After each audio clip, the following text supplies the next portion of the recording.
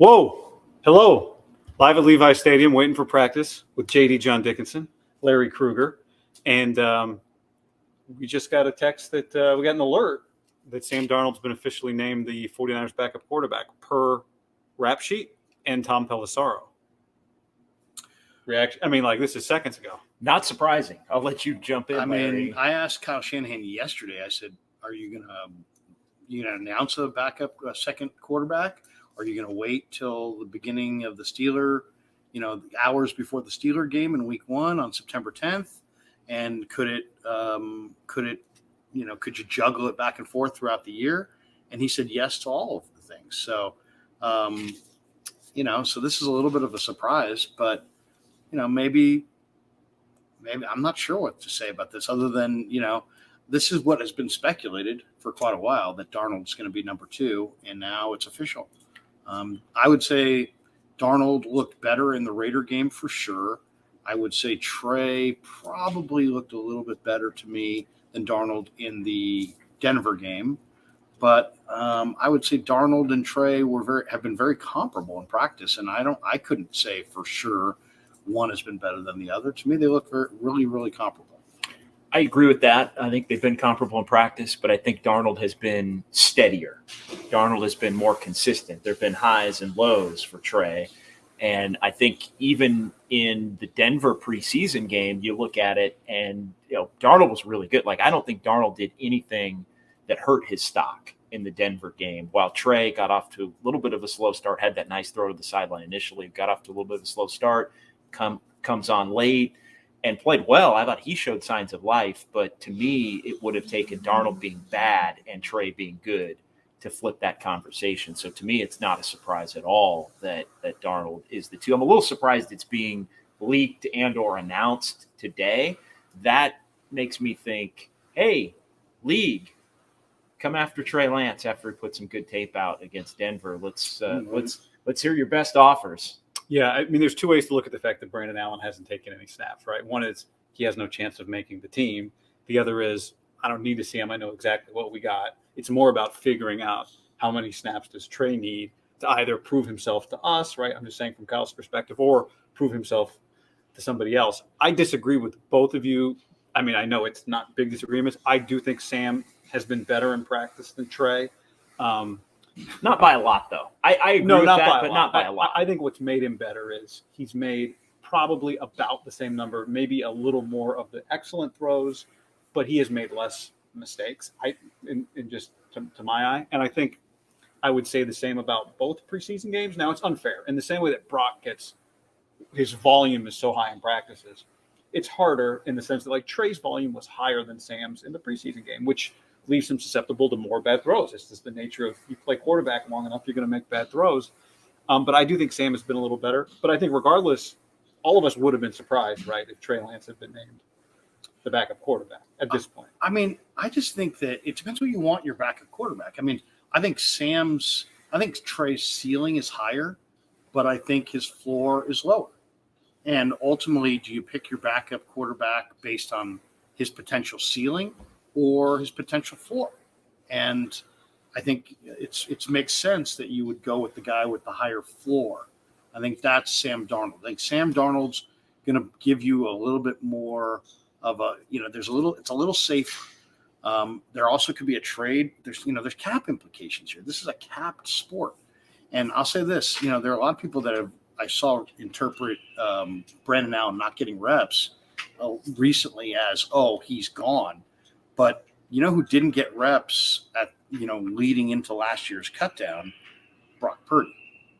I mean, I was out here for all those practices, and Brock Purdy did not get reps. Nate Sudfeld got reps those final couple days before the cutdown. So, maybe it is one of those things, as you referenced, that maybe they know what they have in Brandon Allen, and maybe they're going to go with Brandon Allen. I mean, the one thing is that, okay, so now that means what? It means Trey Lance is number 3. Trey Lance has a $9 million cap figure. The average NFL third-string quarterback has a $1 million cap figure. Brandon Allen has a contract right now, if he makes the team, for $1,080,000. So he's right on par with third-string quarterbacks. And the Niners are staring at this Bosa negotiation, and a very tight 2024 cap, and I'm sure they love to roll some of that money over. So it's easy to envision that even though Trey's got a lot of potential, that they could be entertaining offers for him and that they could be open to moving him for financial purposes. Pelissero, Lance had a good camp showing growth. Purdy and Darnold are atop the depth chart. Niners team should be a contender. Trading Lance, one possible solution. Yeah, I mean, this was to me, the report there is sending a shot across the bow to the rest of the league that may have interest to come calling. And let's see if we can come up with a deal. As far as having Trey be the 3, let's assume he stays with the 49ers for a minute. It makes a lot of sense for Sam Darnold to be the backup because Darnold, I think, runs the offense in a similar fashion to Brock Purdy. I think there's no real letdown or change if you have to go to Sam Darnold in a backup situation over the short term. I think it makes sense for Trey to be the 3 in that he still is a project. And I think if it got to a point where he was on the roster and the 49ers needed to play him because either Purdy and Darnold are hurt or Purdy's hurt and maybe Darnold just isn't very good. He's a lot like the quarterback he's been throughout his career when he's had opportunities.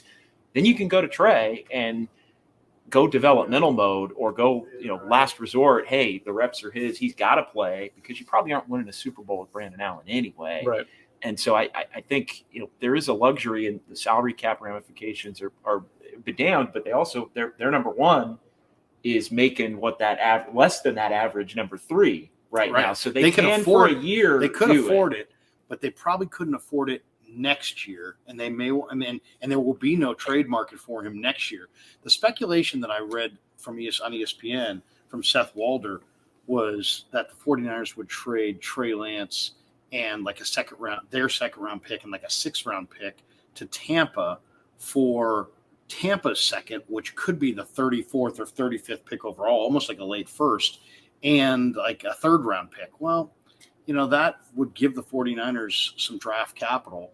It's interesting too. I almost look at Trey Lance similar to the way the Warriors, and we talked a lot about the Warriors, JD, and Jonathan Kuminga. Certain teams could just roll Kuminga out there and just say, you know what, we're going to lose, and just you're a freaky athlete and you got tons of potential, and just go at it. And you talked about it. The Warriors were smart not to play Jonathan Kuminga in the playoffs because he wasn't ready to play, and they were ready to win. Well, what are the 49ers? The 49ers are ready to win. And I think they've made it perfectly clear, going back to John Lynch's first comments at the Combine, that hey, we've got a team that's ready to win now. Trey needs to play. And the implication was that, Trey's not ready to play consistent enough football for us to